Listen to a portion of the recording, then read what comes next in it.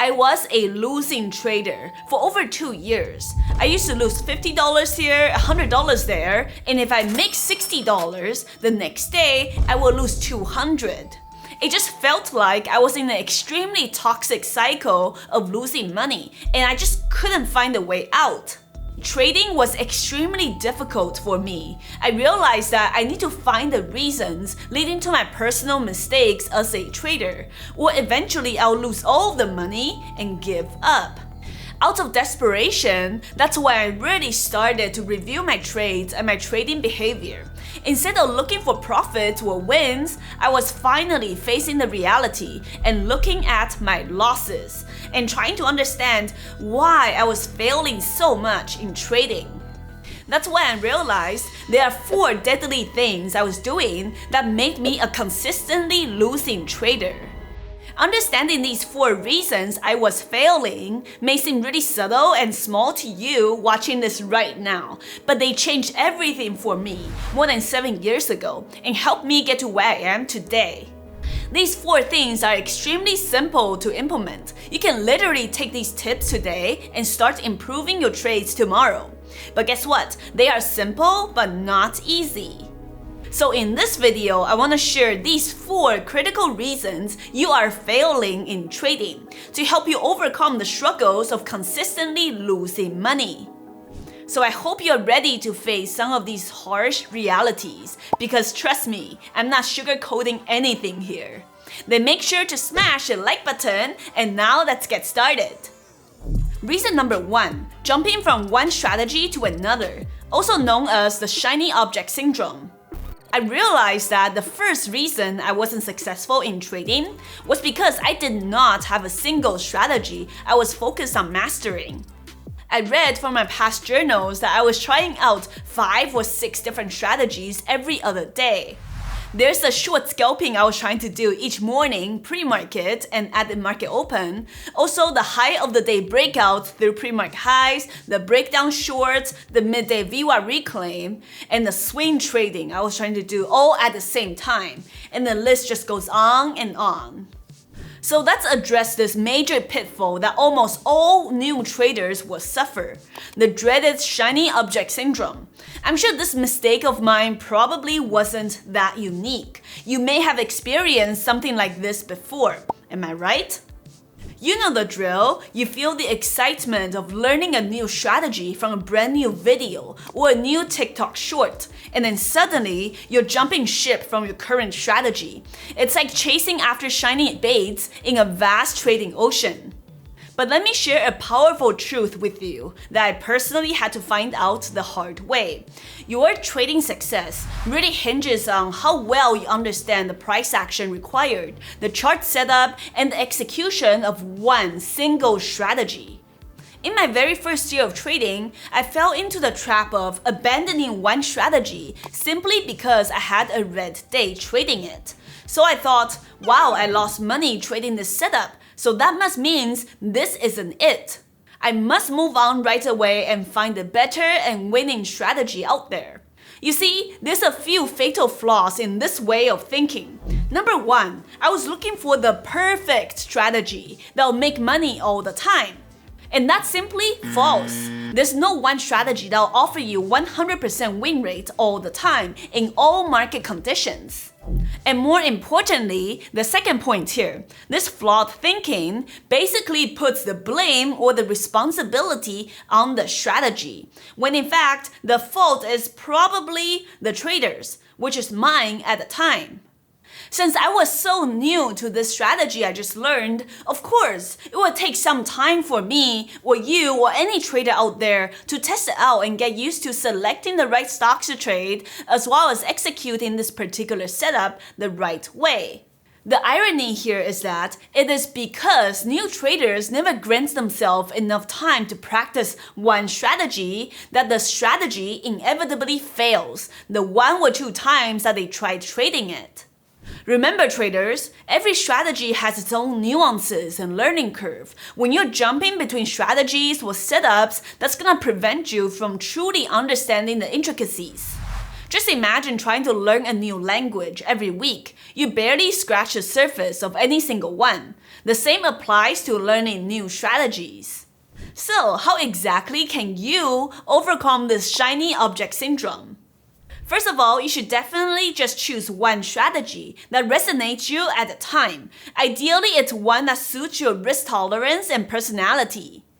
Then it's time to do a deep dive into the strategy. Study the entries, exits, and stop areas. You can also backtest them on Thinkorswim On Demand or daytrader Pro. Nowadays, I really recommend traders to practice a brand new strategy in demo account or live account for at least 2 weeks, or a minimum of 10 trades, and really critically analyze your performance before deciding whether you want to abandon the setup or keep it.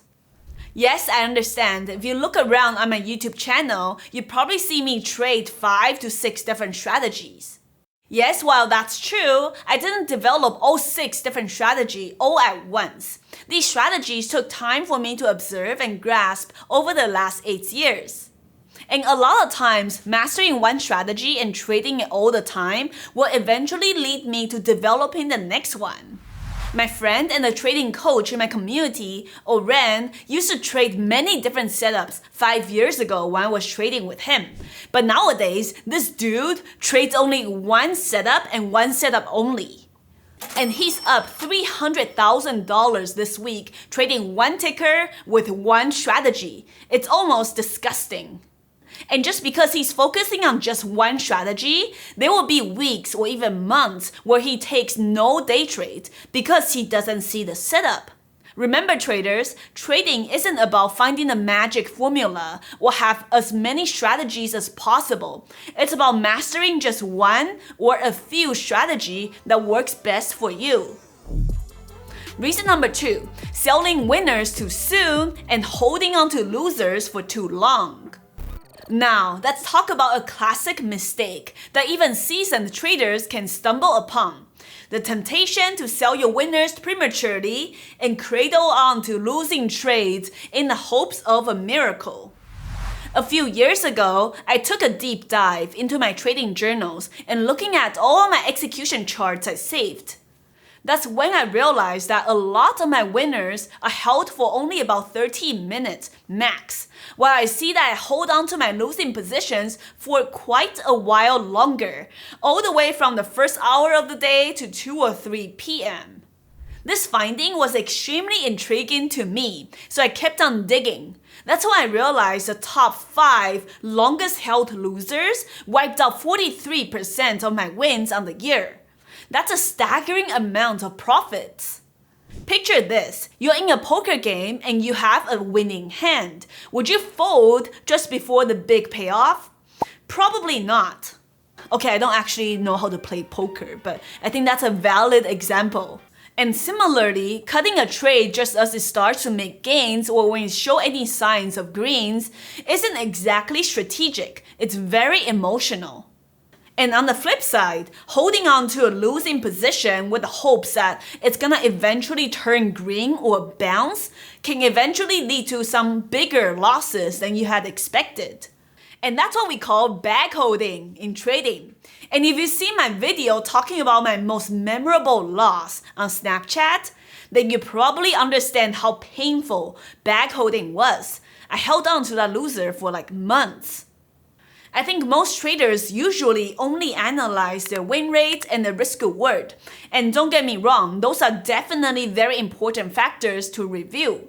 But what they don't review is the average holding time on winning trades versus losing trades. I didn't need any fancy journaling software to see my problem. I saw it all over my trading executions. You can probably see this on your own charts as well. Do this one thing as your homework today. It'll take you 2 minutes. Take the last 5 losing charts of your trades and take your last 5 winning charts and look at the duration of those holding periods. Compare them side by side. I think you will be very surprised by what you see. And if you care to share, I'll be happy to provide you some feedback in the comment section below. So next, I'm going to provide you a few practical ways to work on this one critical mistake. But before we go on, if you're enjoying this video so far, please remember to drop a like down below. It really helps out the channel a lot, and you'll let me know that you enjoy these educational videos like these. Okay, so here are the actual practical steps you can do to improve your holding time on your winners and reduce the losers. First of all, have a very clear understanding of when your thesis, aka your trading plan, no longer makes sense on the stock you're trading. On your own trading platform, you should draw out a solid level or an area of the price level where the strategy no longer makes sense and mark the line red. For example, if I decide to buy the dip for a reversal at a certain support level, well, the price should not keep breaking down and make lower lows below the red line, right? If that's the case, then my thesis is no longer valid. Then I need to GTFO. And vice versa, while you do want to cut your losers short, you should be always trying to maximize your winners. Take the same example from earlier. If the stock does bounce from support level as you had planned, why sell it for 20 cents profit? If the market was strong and similar stocks are also flying at the same time, then the stock you're trading could potentially bounce to VWAP and perhaps even higher, back to the high of the day. Ever since discovering this reason more than 5 years ago, I've been actively trying to maximize my holding period for my winners. Sometimes I'll hold on to my winners for hours, or the entire trading day, or even the next day. Remember, failing traders tend to hold on to winners for too short, take profit too early, while bag holding on to losers for way too long, all the way on the way down. Experienced traders tend to do the opposite. So which group do you want to be? So remember to review your trades today and make sure you're not falling for this mistake not a lot of people are talking about. The second way to work on this critical mistake is to make sure you save all of your execution charts on your trades, whether they are winners or losers. Yes, I understand there's many journaling services out there for traders, and that's great. But I do think too much automation or convenience is likely to hinder a trader's ability to manually review their own trading behavior.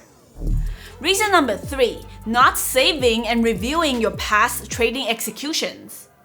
That was the third obstacle I realized that was hindering me from trading success in my first year of trading. Yes, while I was writing down my daily profits or losses, mostly losses, and importing my trades to those journaling services, I wasn't really saving my charts, both the winners and losers, in order to actually manually review them. Remember the phrase, what gets tracked gets improved. One of the reasons new traders often feel overwhelmed with the 8 or 10 different strategies that they're learning at the same time is that they're not saving and categorizing each and every single trade. I've definitely made that mistake myself as well. I recall after yet another day of bloody losses, I just want to slam down my laptop and forget about those terrible trades I just took. Guess what? At the time, I still had to go to my dreadful 9 to 7 job. So the last thing I wanted to do was to save these horrendous trading executions. These screenshot images would just serve as evidence of my shame and stupid losses. And all I wanted to do at the time was to forget about them and start my next day fresh. I'm sure you can relate to this kind of frustration somewhat, but not saving charts religiously is actually the bigger mistake.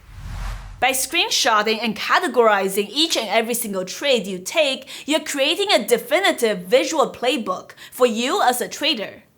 For example, these are all the trend join long setups I traded. Their setups and executions are all very similar. And by viewing these chart patterns every night, that greatly helped me become faster at identifying them in real time. And this other pile of trading charts here, I call them the gap up short strategy. I've traded this many times in the last 2 years, and I realized, hey, the stocks that gap up with no news, they often sell off aggressively, as proven from these charts. And how did I know to risk more and be more aggressive on this one strategy over the other? Well, it's from reviewing and comparing all my past charts in categories. And at the same time, it's because I see my very own mistakes in these charts I save day after day that I learn to avoid trading them any further, hence avoiding those kind of strategies and big losses. So make sure you save your charts manually and add that to your trading routine at the end of the day. This very simple habit helped me out so much.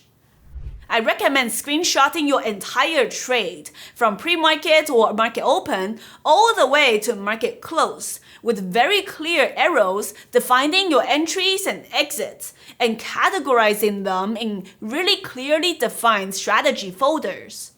Trust me, this extra 5 minutes of work at the end of your trading day can really change your performance drastically the next day. Reason number 4, over-risking and emotional trading. Moving on to the fourth reason I failed miserably as a new trader was simply because I was risking way too much. I remember trading small accounts at the time, ranging from $3,000 to $5,000, and I was risking almost $500 per trade. That's simply too much risk for my account size at the time. Now, I'm sure I wasn't the only trader guilty of this. Raise your hands if you have risked $100 while trading a $1,000 account.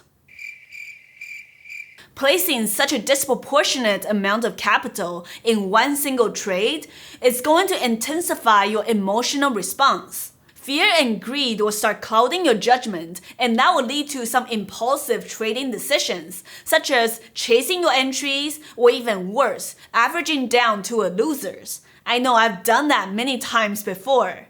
Risking too much money while trading is like trying to think clearly while riding a roller coaster. You simply can't. So what's the solution then? You can downsize your positions. This doesn't mean downsizing your dreams or long-term goals as a trader to own a Lamborghini. It just means downsizing your risk exposure in the meantime. Nowadays, I recommend traders to risk no more than 3% of their account capital. If I was trading a $100,000 account, my risk will be up to $3,000 per day. If I was trading a $5,000 account, then guess what? The max loss will only be $150. And if you were more conservative, I would even go lower to risking only 1% or 2% per day. Obviously, the goal isn't to stay here forever, but to allow yourself a solid foothold of your trading strategy and executions while you're trading small size in order to feel comfortable to size up eventually. Trading with smaller and more comfortable position sizes will allow you to make more objective and rational decisions, especially when timing your entries, profit targets, and stopping out. Once I really downsized my risk and trade with only 3% max loss, that allowed me to trade properly and grew my account slowly and steadily instead of getting emotional whipsaws and up and downs in my P&L curve. I just suggested many actionable tips for you to implement today to combat these 4 deadly reasons that you may be failing at trading. Now, if you need a more detailed video explaining how to risk according to your account size, then you should check out this video next.